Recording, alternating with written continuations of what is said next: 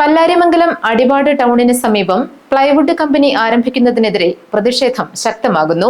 ഇതിന്റെ ഭാഗമായി അടിവാട് പ്രകടനവും പ്രതിഷേധ സംഗമവും സംഘടിപ്പിച്ചു. 6 കമ്പനികളാണ് ഇവിടെ ആരംഭിക്കാനിരിക്കുന്നത്.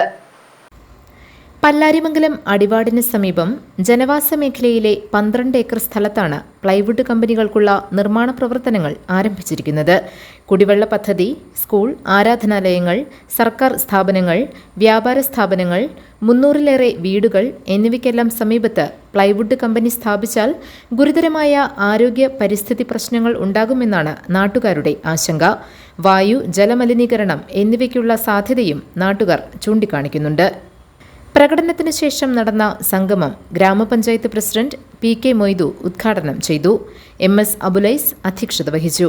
CD Muhammad, OE Abbas, Muhsina Shihab, MP Shoukath Ali, Nizamul Ismail, NK Muhammad, KP Vijayan, Renu George, Imam Jabir Baqavi, CH Muhammad, MS Aliyar, KE Kasim, Maideen Kochukudy തുടങ്ങിയവർ പ്രസംഗിച്ചു. GTV news, Pallarimangalam.